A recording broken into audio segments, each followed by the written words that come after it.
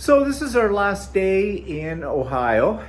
Tomorrow we leave for home. But before we leave Ohio, we're meeting up with Stephanie and Keith again today. And they're taking us out to these islands that are in the middle of Lake Erie. And we're gonna see what's out there and do some traveling around and about. And so the rest of this video is all about that, but I am inserting here something I took yesterday when we went to Stephanie's place, and it was the unboxing of her new 550E, Janome 550E embroidery machine. Now, our intent was to do an unboxing and to get it set up and have that all on video, but guess who forgot to take any footage beyond the initial box? So that's all you're going to see in this part of it. Oh, you'll also see Stephanie's family, and yeah. So let's get on with the show. Everybody, we made it to Lorraine, and guess whose house we're in? It's Stephanie, hiding in the corner. We've got Stephanie here, and this is Stephanie's sewing room. I don't know if have you ever shown it online? No, I just made a video. I haven't put it up yet, though. Okay, well, I don't want to spoil it all for you, but I'm going to do it anyways. This is look at this. I mean, let's shop Stephanie's stash. And rolls and rolls, and there's Henry. Henry, do you want to say hi? No, you don't want to say hi. Okay, Henry does want to say hi. I don't blame you. I've met some of these people too. And this is the long arm, and this is where all the magic happens. But what we only see is, yeah, let's see here. That's what we see.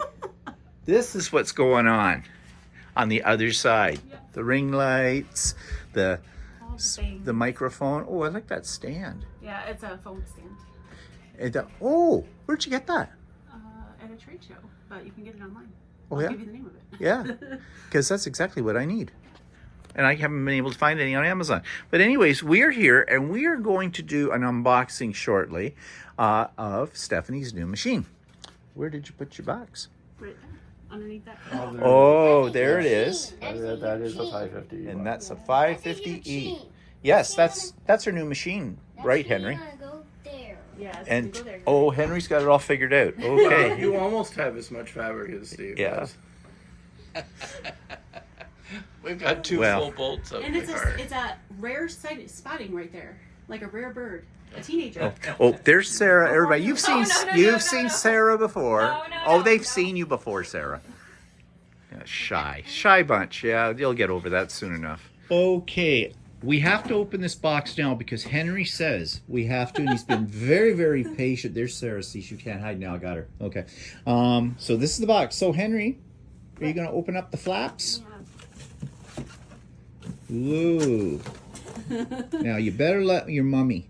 Oh wow, put this up. Janome actually gave you a stick instead of a CD. Yeah.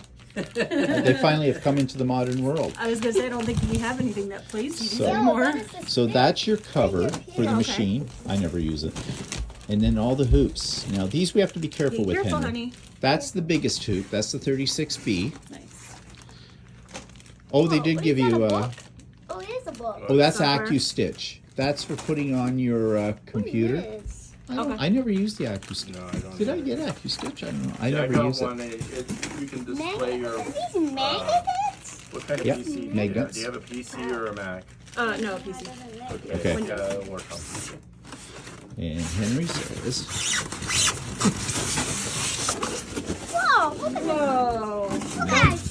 Don't try to pick that up. Look at Yeah. that piece. I'm trying to figure That out is where you're huge. gonna put it. she's got a spot already for it. There's two of these, Mama. Yeah. Look at Yep, this. those are all the other hoops. Oh, Yep, you want to put them over here, Henry? yeah. Put them up on there. Careful. And this is the table. I'll give that to Walter. And then, okay, we're going to take that out, but not yet. Okay, we are here on one of the islands out in Lake Erie. What's the name of this island, Stephanie? This is Clinton Bay, and this is Perry's Monument you're looking at. This is Perry's Monument. Well, we're not looking right now. I'm looking at Stephanie. And that was Keith getting locked in the car. Yes. So Stephanie and Keith have taken Walter and I out here to the island, and this is our first stop up the monument, Perry's Monument. Now, what's the significance of Perry's Monument? So, Commander Perry was commander of a ship during the War of 1812. and there's a few of the soldiers that died buried here. So Oh, okay. This is a monument to them. And yes, and we do have to remind everybody, War of 1812 was the U.S. against Canada, Yeah. was the British, and we won. We And there won. are Canadian and American soldiers Oh, buried okay. here, so it's But we kind of did a win. I just want to monument make both that of clear. them. And I just want to remind the Americans, you try it again, we will beat you.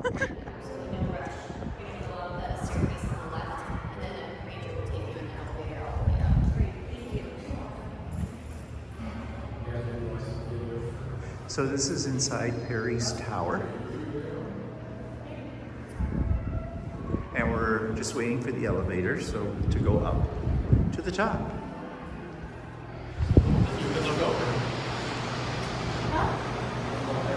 This is an explanation of the monument. World's largest Greek Doric column.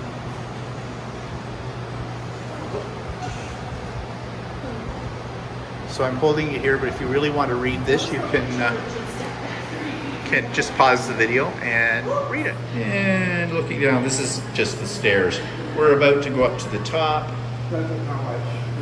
And it's the elevators right there. We're just waiting to get on it. So this is the top. And here's looking out over the lake. And so there's Canada in the distance. I hear it's lovely this time of year. People are skiing. Yes, yes. Look, you can almost see the snowy peaks. I know some of you on here watching this, you go, well, wait, it's July, it's in Canada. Do you have snow? No, we don't. At least not in Ontario.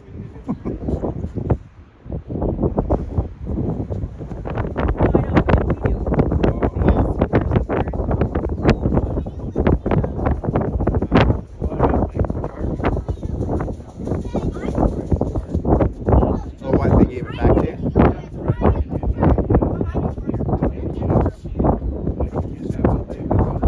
Stand up, Abby. Stand up right.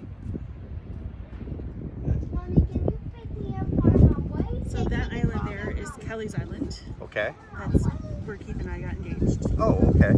So did everybody hear that? That is Kelly's Island that we're looking at right now, and that's where Stephanie and Keith got engaged. And she said no. Take me out on an island and I can't escape. I'm not going to be browbeaten into this. What you can see and could not see.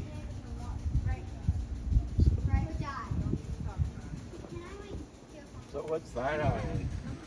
Like, that one is it? That's Kelly's Island. Right. So It's very similar to Look-in-This. okay. So Yeah. you take ferry there too. Take a ferry there, lots of trees and a lot of B&Bs. Oh, okay. That one isn't as commercial, so Yeah. it's you have to be prepared with. There's not like restaurants, you have to have food and things like that, but it's really relaxing. It is really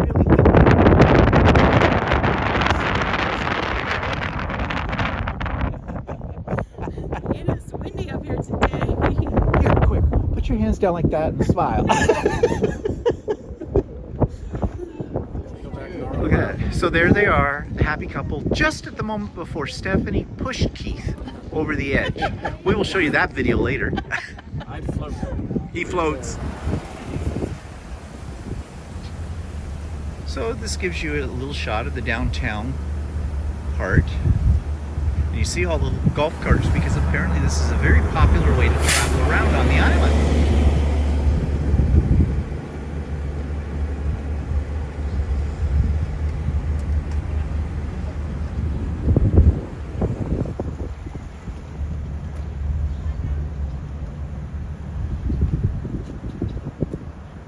The Mirror Saloon, the world's longest bar. Oh, there it is. The world's longest bar was right there.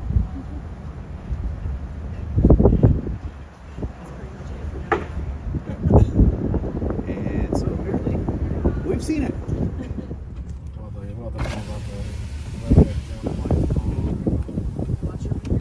Gosh. Where's the wiener? Where's the wiener? I know. We were told I it know. was just pronounced Gawassi. Gouache sweetener. Never thought of that. Never thought of it that way. But that's funny. So we're at a winery. What's this winery called? Heineman's. Heineman's. Okay. Okay. Oh, he got out, Not did he? child locked anymore. Damn, he got out. Look for that stuff on the card. You don't need it. We only let Walter out once a year to eat the tree. Yeah. 6 years old. This is my friend Wally. This is before the wine, everybody. Wally. Look at Wally. Okay. I'm your front here. Touch anything. I did. Is your head okay? Right here. You okay? Yeah. Oh yeah. Yeah. Are you okay? I'm fine.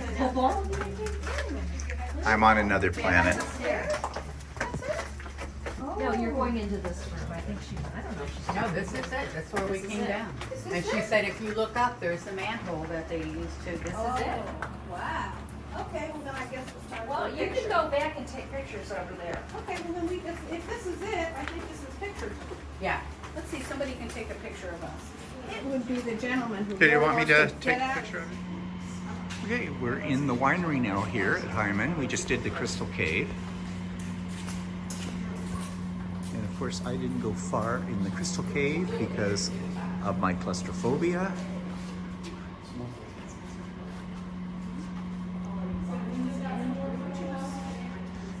I think there was a conspiracy. I think Stephanie was trying to kill me. That's why. On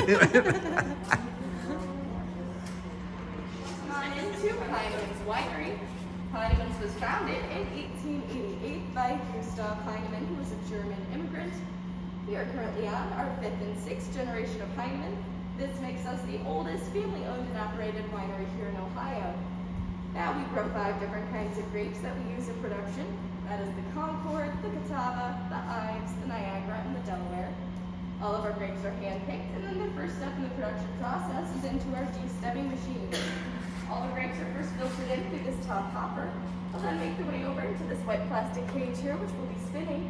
As it spins, metal prongs along the inside will snag up the grape stems, and the de-stemmed grapes will pop out through the holes and make their way into the bottom auger. From there, they'll all get pumped over into our bladder press. Excuse me. It's called that because of the large canvas bladder that's on the inside that is going to inflate. And as it does so, all the grapes will get crushed up against the walls of the machine, and that juice will drain on down into the bottom tub. At this point, we will decide whether or not we are making a wine or a grape juice. If we are making grape juice, we will add sodium benzoate, which will kill the fermentation process. And if we are making a wine, we will add yeast. They'll then take a 4 to 6 week vacation into one of these stainless steel vats to ferment before it moves on into our next phase of production. Please do watch your step in the stereo.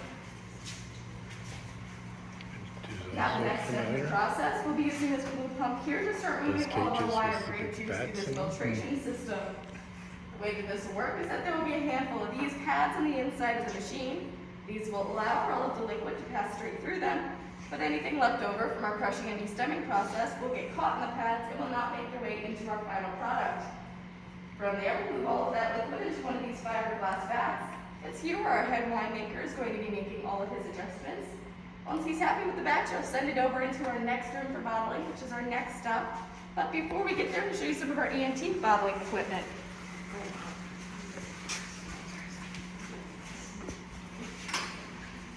Starting off with our bottler, which is fairly straightforward.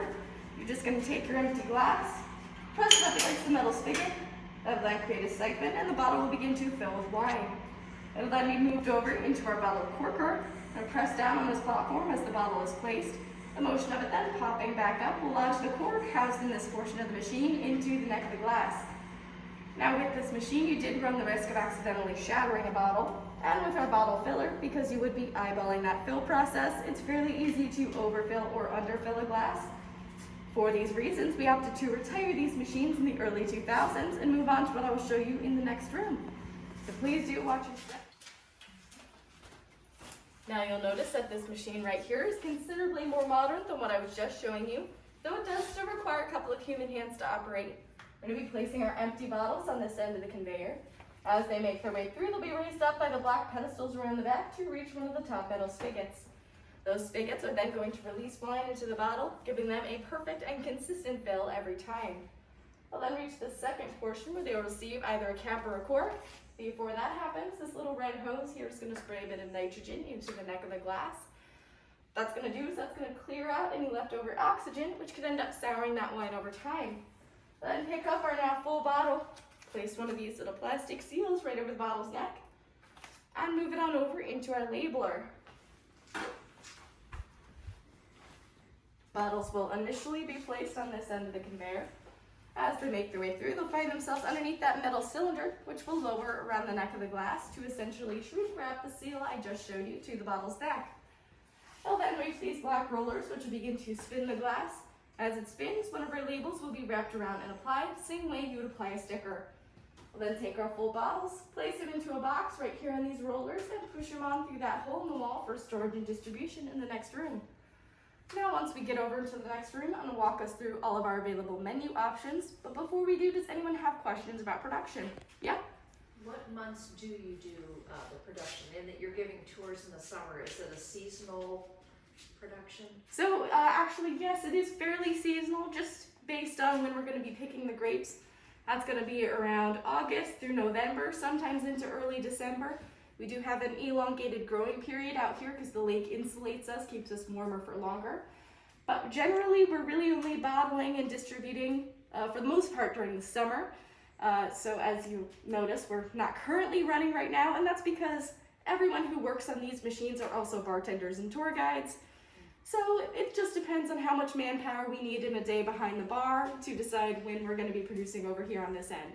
And usually when we are producing, it only takes about an hour, 2 hours to get through. That whole process of, wow. Well, actually, all of the grapes are already crushed and destemmed. That's something that happened, like I said, in August, November of last year. Okay. So all the juice that we have for this year it's already been juiced. That whole process is already over with. But the actual wine making process, and then once it moves over here, the winemaking process in that room usually only takes about a day, 2 days max, and then going through this machine, getting bottled, that only takes about 2 hours. Okay. Anyone else with a question?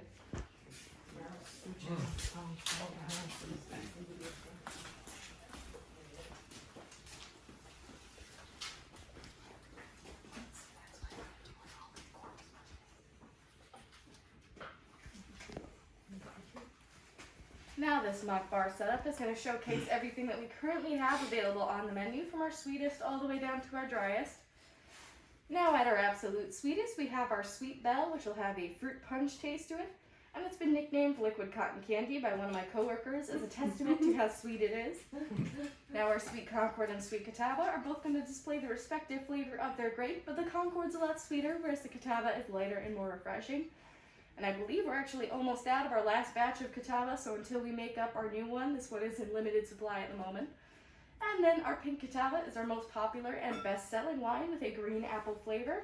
Our Niagara is going to taste just like taking a bite right out of a grape straight off the vine. The Moscato will have a mandarin orange flavor, a little bit of a peach taste as well. And then kicking off our mediums, our Vidal will have a mango grapefruit taste. Our Sauterne is going to have a lemon candy flavor. Our White Riesling will have a floral citrus taste. The Island Chablis will have a pineapple tropical flavor. And the Burgundy is going to be very grape forward. This is a local favorite and my personal favorite as well. At the top of our dries, our Dry Catawba will have a grape forward taste. Our Pinot Grigio and Sauvignon Blanc will both have a lemongrass flavor, but the Sauvignon Blanc has more of a general citrus quality. The Caro Noir will have a very light blackberry flavor. It's a very light dry red altogether, not quite a rosé, but still very light in quality, and this is the first year we've ever actually produced this kind of wine. Our Cab Franc will have a cherry flavor, and our Cab Sauv is going to have a tart pomegranate taste. It's also a bit more understated than our last two dry reds. Now we do have one limited edition wine available on the menu, that is our iced wine. And on our sliding scale from sweetest to driest, it's going to be sitting somewhere over in this direction. This is an incredibly sweet dessert wine with a creme brulee-like taste to it. Now as you're taking a look at this bottle, you'll probably notice that it's about half the size of everything else we have on the menu. That's going to be because when we make this wine, we're going to actually freeze the grapes before they are crushed. That gives us a really high natural sugar concentration. but it also means that we lose out on a lot of that juice, just this slush that we can't really do much with. So we just get a very small yield of this every year. For those of us who might not be drinking today, we have our Concord and Catawba grape juices. Now the Concord's a bit sweeter, whereas the Catawba is lighter and more refreshing. You'll notice that that is the same thing that I said about our sweet Concord and sweet Catawba. That is because these are made almost identically, except these are fermented, and these of course do not contain any alcohol. We also do not add any extra sugar, water, or preservatives, so they are essentially just straight grape juice. Now, did anyone have last minute questions for me before I get you all back to the I brought some snacks. Oh, okay. So, Stephanie brought snacks. Right. And we're having a little wine here. We're doing a little wine tasting. And Keith is trying the chips we brought from Canada, the masala. This is like Indian. Magic masala, yeah. Oh, they do. They do. Smells like Indian food. They'll creep up on you too, I found. It tastes like Indian food. Walter's sucking back his wine. Okay, so you see Stephanie, she's smiling, she's giggling a whole bit. I wonder why. Oh, what's in front of Stephanie? She has a glass of ice wine. Now, we're not used to ice wine being poured in a glass Usually that it's like size. this size. Yeah, Actually, or smaller. they're usually more like a shot glass. Yeah. So, it's very, very sweet. I had a little sip of it to try it. You could physically feel the sugar hitting your veins with one little sip on that one. So tune in later when we watch Stephanie Stitches sloshed, as Keith said. And we're having all vegetables and everything Stephanie put together, but we brought up for them a package of the Lay's Magic Masala chips, and Keith's loving them. I find them a little bit on the sneaky on the spice on them. They are okay. They're a little different. And Walter and I are having little glasses of wine. Actually, we didn't ask for little ones, but apparently that's what you get. So it's very interesting that you feel it kick.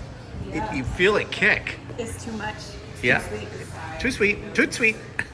We've got a lot of immigrants. Okay, we're at Marblehead, and this is the Marblehead Lighthouse, which is fairly famous as being one of the oldest lighthouses around. It was built in around the 1700s, and it's still working and still standing. And we can go up here to the plaque and maybe see what it says about it in a little bit more detail if you're interested. Well, it's talking about Lake Erie.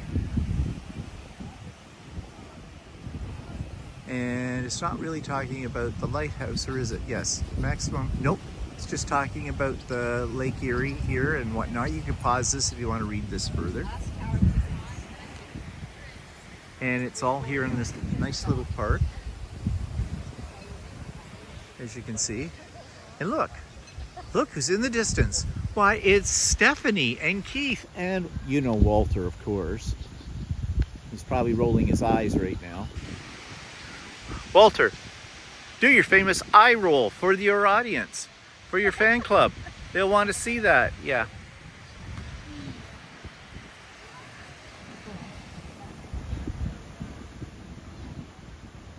It is a nice little lighthouse. And here we're moving up a little closer to it. You can see the sign.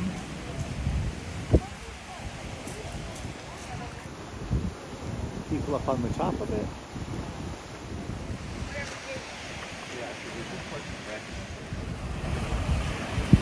So here's Lake Erie.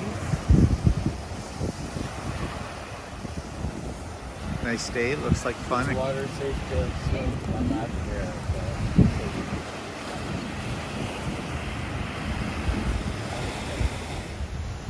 Okay, people, you see that amusement park in the distance? Stephanie and Keith worked there when they were much younger. Cedar Point. Cedar Point. And that red roller coaster right there at the end, to the right, was the roller coaster that I worked on. So there you go. A little bit of the history of Stephanie. Before she was a world famous quilter, she was busy running a roller coaster. I'm glad she's a quilter now. I don't know if I'd go on a roller coaster you're running. I'm just thinking. We have now stopped for ice cream at a really old dairy, 1900 Tufts. It's supposed to be very good ice cream, and we're going to find out. There's the group. All right, we're having dinner at Quaker Steak and Lube. Yeah. Quaker Steak, not state, steak. Steak, yeah. And Lube. No, we're not eating in a gas station. No. Brought us here. And so, okay, so Stephanie, you got the Corvette Club, right? Club, yeah. And that's like a club sandwich, except it has car parts. It's a yeah. It has a Corvette, a red one, right in the middle. Okay. No, it's a chicken sandwich with lettuce, tomato, bacon, cheese on Texas toast. Okay, so there you go. And Keith, you got, what did you order? Because you got a side of hot sauce. Yeah, second the hottest hot sauce on the menu. Oh, I think you should have gone for the hottest one. It was what, 800,000 plus it said in the Schofield, or what did it cost? Yeah, this one's only 30,000. Oh geez, light. And this place, I guess, is known for its hot sauces. They have like quite a variety, and they're rated. And then Walter, what'd you get? Fine. Huh? No, we got a half rack ribs and a salad. Yeah, right. And then you had a choice of two sides. And so one side that you got was a salad, but he couldn't decide on the second side, so I helped him make up his mind. I said the baked beans. Why? Because I like baked beans. Yeah. And I know he won't eat them. And what I got was the biker chick salad. And why?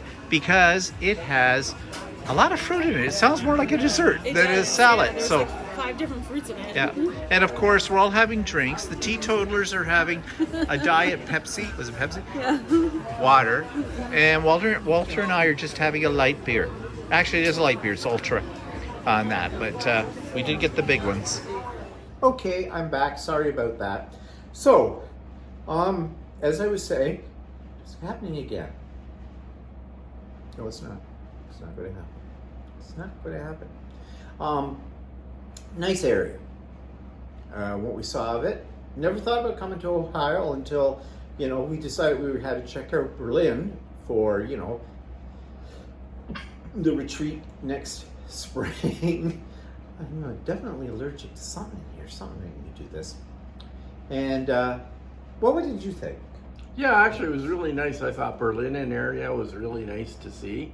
It's very picturesque, and up until we were going to this retreat, we never really thought about going there. And it was really nice to go see and visit. And then again, because we were in Berlin, we wanted to go see Stephanie in person. And then we had an amazing time visiting Stephanie and her family. And we had an extra special treat that we went out today and traveled around with them, and it was really a nice time. They showed us a bunch of stuff in the area that we would never have seen on our own, and it was really interesting to see this part of the USA that we had never seen before. And tomorrow we have to get across the border with our booty. Hope that goes well. Let's hope we get one like we got the last time we crossed the border, who doesn't give a shit about it all, because I might be a little over my limit. Okay. And if any custom officers are watching this video, my name is Aloysius Mudslinger, and this is Glad Ass Happy Bum, and we are Americans. So, yeah, I think that's it from us right now. I just want to do a quick recap and a summing up of our trip. And, well, the next time you see us on a video, we'll be back home again.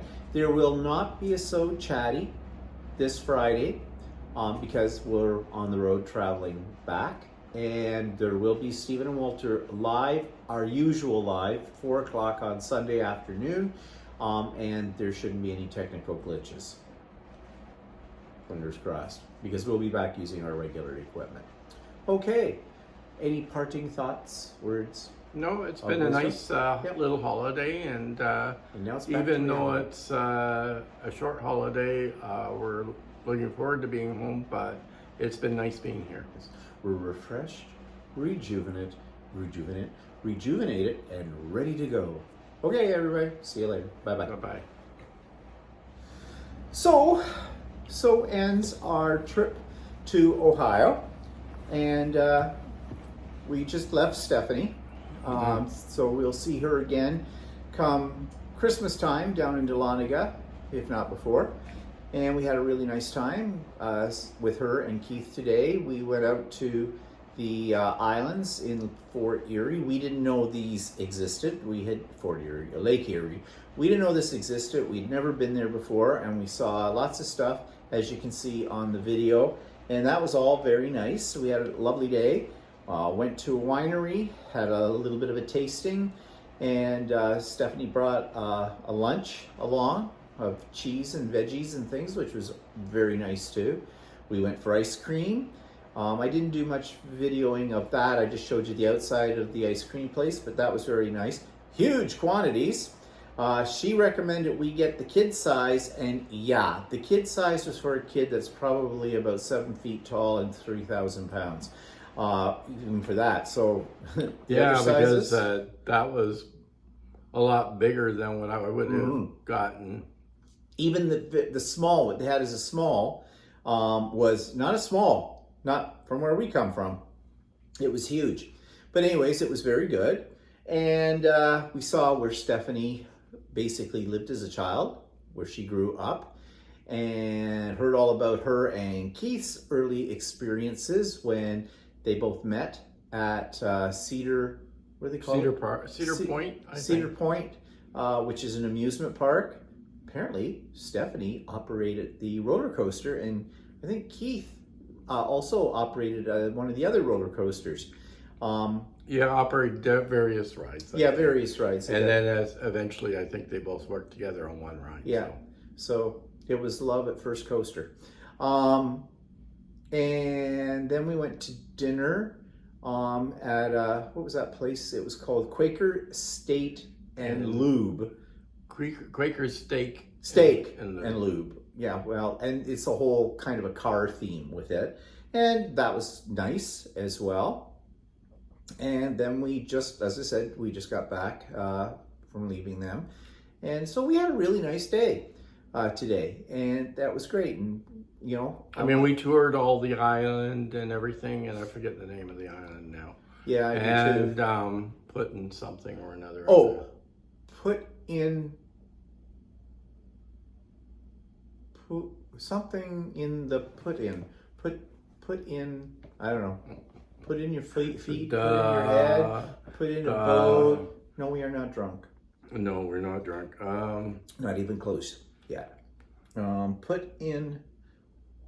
Put in the bay. Is it called Put in the Bay? Let me take a look. Well, just looking this up. In the meantime, as I said, we had a really nice time. And then they drove us all around everywhere. Yeah, we saw, and like, we would never have seen any of this stuff. Put in Bay. Put in Bay. Yeah. Okay, Put in Bay.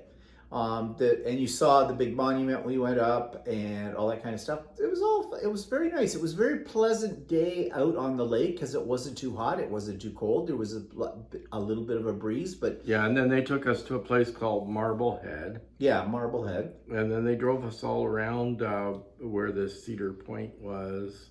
Yeah. And through Sandusky and everything, and Huron and Vermilion. We had dinner in Vermilion. Yeah, at the Quaker Steak and Lube. I can't remember anything. We're old. Forget it. So anyways, it was a very nice day, the time we spent with them. So tomorrow we're going back home, but we thought we would talk a little bit because this will be the last video we'll make from Ohio, our Ohio adventure. So we had a nice time.